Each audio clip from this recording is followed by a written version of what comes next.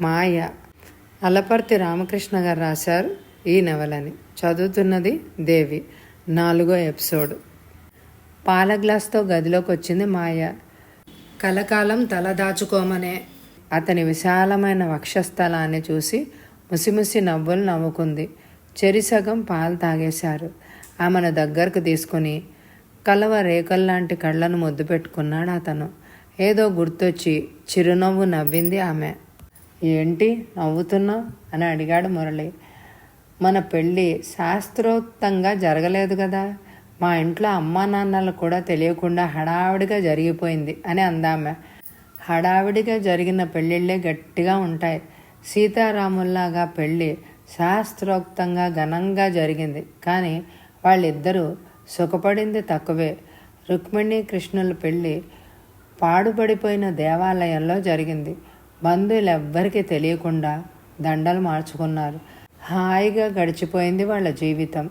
భార్యాభర్తలు ఒకరినొకరు అర్థం చేసుకొని ఒకరు ఎక్కువ మరొకరు తక్కువ అనే భావన లేకుండా సహజీవనం కొనసాగిస్తే వాళ్ళ దాంపత్యం హ్యాపీగా ఉంటుంది.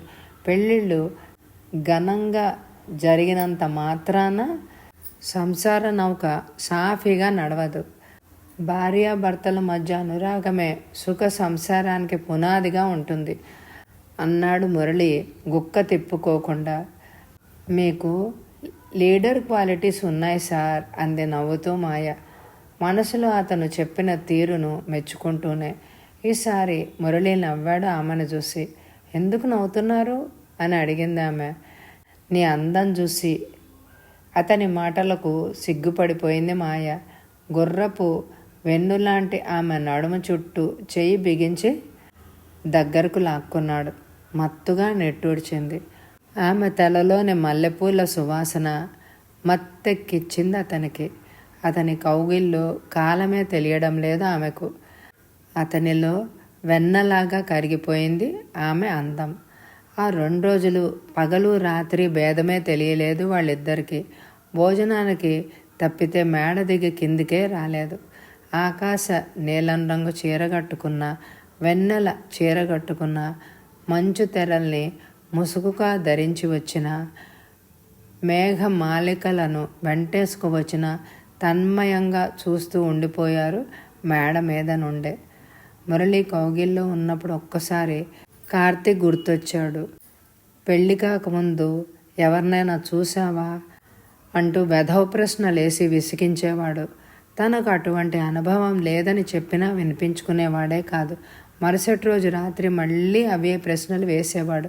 ఓ రోజు తనకు బాగా కోపం వచ్చి పెళ్లికి ముందు అనుభవం ఉందని చెప్పింది. కార్తీక్కి కోపం రాలేదు. నాకంటే బాగున్నాడా అని అడిగాడు. తల తిరిగిపోయింది తనకు. మురళి అలా కాదు. వాన చినుకులు భూమిని తాకినట్టుగా తన అందాలను సృష్టించాడు.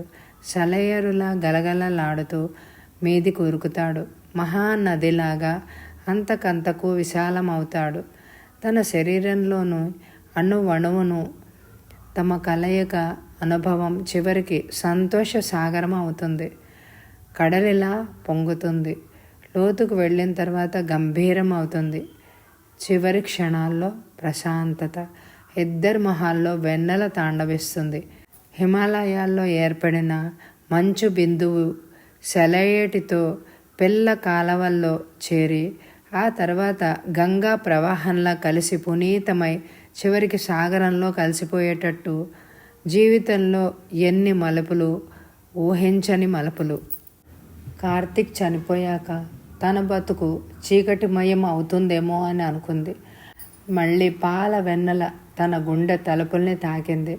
మురళిని చూస్తుంటే ఆశ్చర్యం వేసేది మాయకు. అచంచలమైన అతని ఆత్మవిశ్వాసానికి అచ్చెరువు చెందింది. హోటల్లో క్లీనర్గా మొదలైన అతని జీవితం ఇప్పుడు ఉన్నత శిఖరాలను చేరుకోబోతోంది. పట్టుదలుంటే పట్టుకొమ్మ అదే దొరుకుతుంది. అదే అతని జీవిత సూత్రం. అన్ని విధాలా అతనికి సహకరించాలి తను. ఎంతో సంతోషంగా ఉన్న అంతరాంతరాల్లో భయం ఆమెను వెంటాడుతూనే ఉంది. మురళి పట్నంలో కలుసుకున్న మొదటి రోజు గమనించింది. అదే పరిస్థితి అతని వెంట ఉన్నప్పుడు చాలాసార్లు అనుభవంలోకి వచ్చింది. తనను ఎవరో వెంటాడుతున్నారు అన్న బెదురు అతని కళ్ళల్లో అప్పుడప్పుడు స్పష్టంగా కనిపిస్తుంది. తన మూమెంట్స్ని ఎవరో గమనిస్తున్నారు అని అతను గ్రహిస్తాడు. మరుక్షణమే ఒక కారు దిగి మరో కారులోకి ఎక్కడం, ఒకసారి అనుకున్న ప్రోగ్రాం వాయిదా వేసుకోవడం జరుగుతూ ఉంటుంది. భయపడి ఇంట్లో మాత్రం కూర్చోడు. మొదట్లో అర్థం కాలేదు, కానీ ఆ తర్వాత అన్ని విషయాలు అవగతమయ్యాయి. అగాధంలో దిగే మనిషికి మొసళ్లతో వైరం లేకుండా ఎలా ఉంటుంది? అతని ధైర్యానికి అబ్బురపడింది మాయ. కౌంటింగ్ మొదలయ్యాక మొదటి రౌండ్లోనే ఆధిక్యతలో మురళి ఉన్నాడని తెలిసింది. ఫోన్లో ఆ వార్త విని ఎగిరి గంతేసింది మాయ. మురళి స్నానం చేస్తుంటే దబదబా బాత్రూమ్ తలుపులు బాది అతను తలుపు కొంచెం తీసి ఓరగా చూస్తుంటే లోపలికి దూసుకెళ్ళింది. అతని ఒంటి మీద సబ్బు ఆమె చీరకు అంటుకుంది. ఆమె చెప్పిన వార్త విని నీళ్ల బకెట్ ఎత్తి ఆమె నెత్తి మీద పోశాడు. ఓ అరగంట గడిచాక ఇద్దరు కౌంటింగ్ జరుగుతున్న కేంద్రానికి వెళ్ళారు. అర్ధరాత్రి 12 అయింది. ఎన్నికల ఫలితం ప్రకటించేసరికి 25,000 మెజారిటీతో మురళి గెలిచాడు. మురళి అనుచరులు ఆనందంతో గంతులేశారు. బాణాసంచా కాల్చారు. మురళి మొహం కనిపించలేదు. పూలదండలు విరుచుకు పడడంతో ఊరేగింపు మొదలైంది. మాయను జీప్లో తన పక్కన నిలబడమన్నాడు మురళి. ఈ అదృష్టమంతా నీదే అన్నాడు ఆమె చెవిలో. నవ్వుకుందామె. పట్నమంతా మెలకుతోనే ఉంది. అతని అదృష్టాన్ని మెచ్చుకోని వాళ్ళు లేరు. హోటల్లో కప్పులు కడిగిన వాడు ఎమ్మెల్యే అయ్యాడు. ప్రజాస్వామ్యం అంటే అదే. అది వెక్కిరింపో పొగడుతో తెలియకుండా అన్నారు కొంతమంది. లైట్ల కాంతిలో పూల దండలతో మెరిసిపోతున్న మురళిని చూస్తూ హైదరాబాదుకు మకాం మార్చారు. మాయ ఉద్యోగానికి రాజీనామా చేసి మురళికి పార్టీకి సంబంధించిన వ్యవహారాల్లో సహాయపడసాగింది. క్యాబినెట్ 2వ విస్తరణలో మురళి మంత్రి అయ్యాడు. పురపాలక శాఖ ఇచ్చారు. 2 ఏళ్లు గడిచిపోయాయి. మాయ తండ్రి చనిపోయినట్లు స్వగ్రామం నుంచి వార్త వచ్చింది. మాయతో పాటు మురళి కూడా బయలుదేరాడు. మంత్రి అయ్యాక స్వగ్రామం వెళ్ళడం అదే మొదటిసారి. ఇప్పుడు ఆ ఊళ్ళో అతనికి బంధువులే లేరు. ఊళ్ళో అందరూ ఆత్మీయులుగా మురళిని పలకరించారు. ఊళ్ళో వాళ్ళంతా అయిన వాళ్లేనని అనిపించింది అతనికి. మురళిని ఘనంగా సత్కరించుకున్నారు. కానీ అతను వచ్చింది జగ్గయ్య అంత్యక్రియలకు కాబట్టి ఆ ప్రయత్నం విరమించుకున్నారు. మాయ తండ్రి అంత్యక్రియలు అయ్యాక తల్లిని తమతో పాటే హైదరాబాద్కి తీసుకువెళ్ళాలని అనుకుంది. కానీ గిరి ఆరోగ్య పరిస్థితి కూడా అంతంత మాత్రంగానే ఉంది. ఇవాళ రేపో అన్నట్టున్నాడు. తమ్ముడిని చూసి దిగులు పడింది మాయ. సంవత్సరం క్రితమే అతడికి లాటరీలో 1,00,000 రూపాయలు వచ్చాయి. ఊళ్ళో అందరూ అతన్ని అదృష్టవంతుడు అని అన్నారు. నిజానికి ఆ డబ్బు అతన్ని దురదృష్టవంతుడిని చేసింది. గిఫ్ట్ టాక్స్ మరికొన్ని మినహాయింపులు పోను అతని చేతికి 20,000 మాత్రమే వచ్చాయి. పట్నంలో బ్లాక్ మనీ ఉన్నవాళ్లకు ఆ లాటరీ టికెట్ ఇచ్చుకున్నట్లయితే అతనికి 1,20,000 ముట్ట చెప్పేవాళ్లే. ఆ డబ్బు అతడికి బాగుపడ్డానికి మార్గం చూపించలేదు. తండ్రి అడుగుజాడల్లో నడిచాడు. పగలు రాత్రి బ్రాందీ విస్కీ తప్ప తాగి పడిపోయేవాడు. లివర్ పూర్తిగా దెబ్బతింది. అతన్ని హైదరాబాద్ తీసుకెళ్ళి వైద్యం చేయిస్తాంది మాయ. అతనికి వైద్యం చేస్తున్న డాక్టర్ ఎక్కడకు తీసుకెళ్ళినా ప్రయోజనం లేదు, 1 నెల రోజులు బ్రతికితే గొప్పని తేల్చి చెప్పేశాడు. మాయ అక్కడే ఉండిపోయింది. మురళి హైదరాబాద్ తిరిగి వచ్చేశాడు. రోజు తన స్నేహితురాలు మాధురి ఇంటికి వెళ్ళొచ్చేది. మాధురి కొడుకు ఇప్పుడు 6 ఏళ్ల వయసు. ఏంటే చిక్కిపోయావు రోజు రోజుకి అంది మాధురితో మాయ. నిగనిగలాడుతూ మహారాణిలా మెరిసిపోతున్న మాయ వైపు ఆరాధనగా చూస్తూ ఉండిపోయింది మాధురి కొన్ని క్షణాలు. పట్నంలో ఉండేవాళ్ళు దొరసానులాగా మెరిసిపోతూ ఉంటారు. పల్లెటూరి వాళ్ళమేమో పేడ పిసుక్కుంటూ చాకరీ చేస్తూ చిక్కిపోతూ ఉంటాం అంది మాధురి. అదేం కాదే, పట్నం నువ్వు చూడలేదు కాబట్టి అంటున్నావు. పట్నంలో చాలామంది ఆడవాళ్ళు దారిద్ర్యం అనుభవిస్తూ ఉన్నారు. మురికివాడల్లో ఉంటూ తాపీ మేస్త్రీల దగ్గర పనిచేస్తూ చిన్న చితుకు పనులు చేస్తూ బ్రతుకు వెళ్ళదీస్తూ ఉన్నారు. పల్లెటూళ్ళల్లో పనులు దొరక్క పట్నం చేరుకొని నానా ఇబ్బందులు పడే ఆడవాళ్ళు చాలామంది ఉన్నారు. ఆర్థికంగా సామాజికంగా దోపిడీకి గురవుతున్నారు. కొంతమంది వేశ్యా వృత్తిలోకి బలవంతంగా దింపబడుతున్నారు. పట్నంలో ఉండే ఆడవాళ్ళు హాయిగా ఉన్నారు అని అనుకోకు. మగవాళ్ళ చేతుల్లోంచి అధికారం ఆడవాళ్ళ చేతుల్లోకి రావాలి. అప్పుడు కానీ ఆడవాళ్ళ జీవన గతి మారదు అంది మాధురి.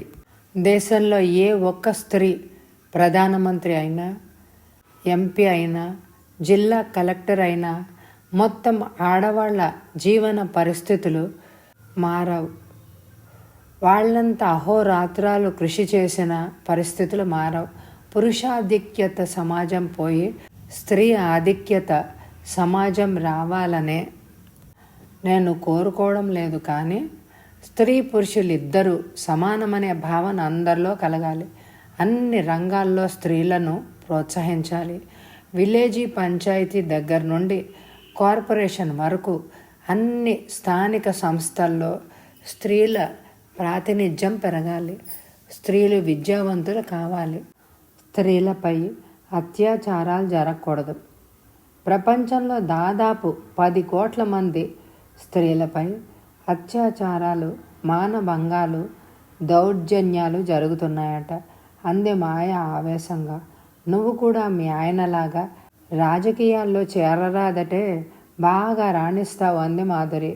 నవ్వి ఊరుకుంది మాయ. మరొక 3 రోజులు ఆ ఊర్లోనే ఉంది మాయ. ఆమె అక్కడ ఉండగానే గిరి చనిపోయాడు. చిత్రంగా ఉంది జీవితం అని అనుకుంది మాయ. చిన్నప్పుడు తనను చీటికి మాటికి తిట్టేవాడు తండ్రి. తమ్ముడిని నెత్తి మీద ఎక్కించుకునేవాడు. గారాబంగా పెంచితే ఎందుకు కొరగాకుండా పోయాడు. ఉద్యోగం చేసే వ్యక్తి భర్తగా దొరికాడని సంతోషించింది. ఆ సంతోషం ఎక్కువ రోజులు నిలవకుండా భర్త చనిపోయాడు. చుక్కాని లేని నావలాగా తయారైంది జీవితం అని అనుకుంది. మరో మలుపులో మురళి కనిపించాడు. మంత్రిగారి భార్య అయింది. ఆ సంతోషం సరసనే మరొక విషాదం. తమ్ముడిని తండ్రిని పోగొట్టుకుంది. ఆనందంలోంచి విషాదం, విషాదంలోంచి ఆనందం. ఏమిటి ఈ విచిత్రం? అర్థం కానిదే జీవితం. చావు పుట్టుకల మధ్యలో మజిలీ. జీవితంలో వచ్చే మలుపులు మజిలీలు ఊహించలేనివి. నిట్టూర్పు విడిచింది మాయ. తల్లిని వెంట పెట్టుకుని హైదరాబాద్ చేరుకుంది. మురళి ఇన్ఫ్లుయెన్స్తో పార్టీ మహిళా విభాగానికి అధ్యక్షురాలు అయింది మాయ. మహిళల సమస్యలపై ప్రత్యేక శ్రద్ధ కనపరిచింది. ఓ కొవ్వొత్తి మరొక 100 కొవ్వొత్తులను వెలిగించడమే. ఒకసారి వెలిగిస్తే చాలు, వాటి స్వయం ప్రకాశం వాటికి ఉంటాయి. రాష్ట్ర వ్యాప్తంగా మాయ స్థాపించిన మహిళా సేవా సదన్లో మంచి పేరు తెచ్చుకున్నాయి. కొద్ది రోజుల్లోనే మాయకు గుర్తింపు వచ్చింది. మురళి భార్యగా కాకుండా మంచి కార్యకర్తవి. కాకినాడ క్యాంపుకి వెళ్ళి తిరిగి వచ్చింది మాయ. మార్గ మధ్యలోనే వాంతులు మొదలయ్యాయి. నీరసం ఆవహించి కళ్ళు తిరిగాయి. 2-3 సార్లు పీరియడ్స్ ఆగిపోయి 2 నెలలు అవడంతో కన్ఫర్మేషన్ కోసం డాక్టర్ దగ్గరికి వెళ్ళింది. ఆమె ఊహించింది నిజమైంది. తల్లి కాబోతోంది తను. సంతోషంతో ఉక్కిరి బిక్కిరైంది. వెంటనే మురళికి చెప్పాలని సచివాలయానికి ఫోన్ చేసింది. సార్ ఇప్పుడే ఆఫీస్ ఛాంబర్ నుండి సికింద్రాబాద్ వెళ్ళారమ్మా. అక్కడ మీటింగ్ ఉంది. మీటింగ్ అయ్యాక డిన్నర్ ఉంది. రాత్రి 10 గంటలకు వస్తారు అన్నట్టు చెప్పమన్నారమ్మా. పిఏ చెప్పాడు. స్నానం చేసి తెల్ల చీర కట్టుకొని తల నిండా మల్లెపూలు తురుముకొని భర్త కోసం ఎదురు చూస్తూ కూర్చుండిపోయింది మాయ. భోజనం కూడా చెయ్యాలనిపించలేదు. మురళి తొందరగా వస్తే బాగుండు 100సారి అనుకుంది. పుచ్చ పువ్వులాగా మెరిసిపోతున్న వెన్నెల్ని చూస్తూ.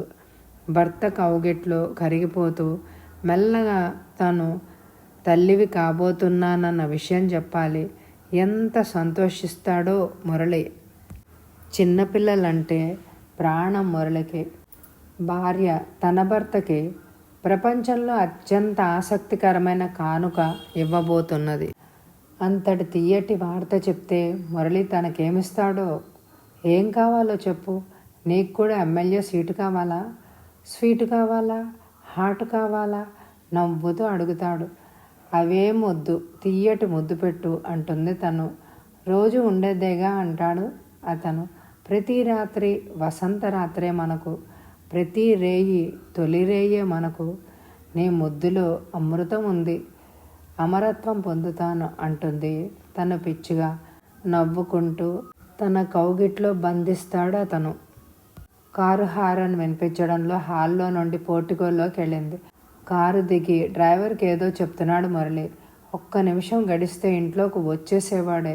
పూల మొక్కల చాటున నక్కి కూర్చున్న ఇద్దరు వ్యక్తులు కారు వైపు బాంబులు విసిరారు. మురళి వాళ్లను చూసి గన్మ్యాన్కి ఏదో చెప్దామని గొంతు పెగిల్చుకోపోయే లోపల బాంబులు పేలాయి. మురళి శరీరం తుక్కు తుక్కు అయింది. ఎడం చెయ్యి కుడికాలు తెగి పూల కుండీల్లో పడ్డాయి. మొహం గుర్తుపట్టలేనట్టుగా నుజ్జు నుజ్జు అయింది. గన్మ్యాన్ పరిస్థితి కూడా అంతే. కళ్ళ ముందు ఆ దృశ్యాన్ని చూడగానే కుప్పగా కూలిపోయింది మాయ. ఆమె తేరుకుని కళ్ళు తెరిచేసరికి ఇంటి నిండా ప్రముఖులు, ప్రెస్ రిపోర్టర్లు, పోలీస్ అధికారులు కనిపించారు. ముఖ్యమంత్రి తనను ఓదార్చే ప్రయత్నంలో ఉన్నాడు. చనిపోయిన మురళి చెప్పే చివరి సందేశం కోసం నిరీక్షిస్తూ కూర్చుంది మాయ. ప్రేమతో ఏదైనా సాధించవచ్చు కానీ హత్యలతో, హింసలతో ఏది సాధించలేం. హింసా మార్గంలో కొన్నాళ్ళు నేను నడిచాను. మృత్యుముఖంలో ఉన్నానని నాకెప్పుడో తెలుసు. కానీ ఇంత తొందరగా కొడుకునో కూతురునో ఒళ్ళో కూర్చోబెట్టుకుని ముద్దులు ఆడకముందే చనిపోతానని అనుకోలేదు బంగారం. మురళి తనతో అంటున్నాడు అని అనిపించింది. మురళి అంతిమ దర్శనం కోసం జనం తండోపతండాలుగా వచ్చారు. అందరి కళ్ళు చెమర్చాయి. అతని అనుచరులు బోరున ఏడ్చారు. ప్రభుత్వ లాంఛనాలతో మురళికి అంత్యక్రియలు జరిగాయి. మాయ వద్దని మొత్తుకున్నా వినకుండా మంత్రిని చేశారు. మహిళా శిశు సంక్షేమ శాఖ ఇచ్చారు. 30 ఎన్నికల్లో అంతకుముందు మురళి గెలిచిన స్థానంలో నిలబడి 50,000 మెజారిటీతో గెలిచింది. మంత్రి పదవి చేపట్టాక 2 సంఘటనలు విచిత్రంగా తోచాయి. ఆగస్టు 15 స్వతంత్ర దినోత్సవం వేడుకల సందర్భంలో ఓ జైలుకు వెళ్ళింది. జెండా వందనం అయ్యాక ఆడ ఖైదీలకు పండ్లు పంచి జైలు నుంచి విడుదలయ్యాక సన్మార్గంలో నడవమని హితవు చెప్పింది. అదే సమయంలో వరుసగా నిలబడ్డ ఒక స్త్రీని గుర్తుపట్టింది. నువ్వు స్రవంతివి గదు. తలూపకు తప్పలేదు ఆ ఖైదీకి. కార్తీక్తో కాపురం చేస్తున్నప్పుడు పక్క పోర్షన్లో ఉండి తను BA పాస్ అవ్వడానికి సహాయపడిన స్రవంతి. పిచ్చి చేష్టలతో మాయను ఇబ్బంది పెట్టిన స్రవంతి. ఒక స్త్రీ మంత్రి అయితే మరొక స్త్రీ జైలు పాలైంది. భూమిలోకి కుంగిపోతున్నట్లు అనిపించింది స్రవంతికి మాయను చూడగానే. ఎందుకు జైలు పాలయ్యావని స్రవంతిని అడగలేదు మాయ. సత్ప్రవర్తనతో మెలగండి, కొంత శిక్షణా కాలం తగ్గుతుంది అనేసి అక్కడి నుండి వచ్చేసింది మాయ. మరొక రోజు ఆఫీస్ ఛాంబర్లో కూర్చుని విజిటర్స్ ఒక్కొక్కరిని పిలిపించుకొని మాట్లాడుతోంది మాయ. వికాస్ వచ్చాడు గదిలోకి. పియ్య వెళ్ళమని చెప్పాక. ఓ నువ్వా అంది మాయ చిరాగ్గా వికాస్ని చూస్తూ. వికాస్ని గురించి అతని తల్లి చెప్పిన విషయాలు గుర్తుకొచ్చాయి. శాడిస్టు గొణుక్కుంది తనలో తానే మాయ. ఎందుకొచ్చావు? నీళ్లు నములుతున్న వికాస్ను అడిగిందామె. మా అబ్బాయికి ఉద్యోగం కావాలి. మీరు ఎవరికన్నా చెప్పి టెంపరీ ఉద్యోగం అన్నా ఇప్పించండి అన్నాడతను ప్రాధాన్యపడుతూ. మొదటి భార్య చనిపోయాక మళ్ళీ పెళ్లి చేసుకున్నావా అని అడిగింది మాయ. అవునండి తలూపుతూ అన్నాడతను. ఆమె బ్రతికే ఉందా? కాలు జారి భవనం పైనుంచి కింద పడి చనిపోయిందండి. ఒళ్ళు మండిపోయింది మాయకు. కాలు జారి పడిపోయిందా? నువ్వే తోసేసావా? మీకెలా తెలుసు అనేసి నాలుగు ఖర్చుకున్నాడు వికాస్. గెట్ అవుట్ ఈడియట్ అని గట్టిగా అరిచింది మాయ. ఛాంబర్లోంచి బయటికి పరిగెత్తాడు వికాస్. అతను వెళ్ళిపోయాక ఆలోచనలో పడింది మాయ. ఏమిటి ఈ ప్రపంచం? ఈ ప్రపంచం మారదా? ఆలోచిస్తున్న కొద్దీ ప్రశ్నలు పుట్టుకొస్తూనే ఉన్నాయి. కథ సమాప్తం. ఇటువంటి మంచి నవలలు మీకు కావాలంటే తప్పకుండా శ్రీ కథా సుధా ఛానల్ని లైక్ చేయండి. Thank you very much my dear friends.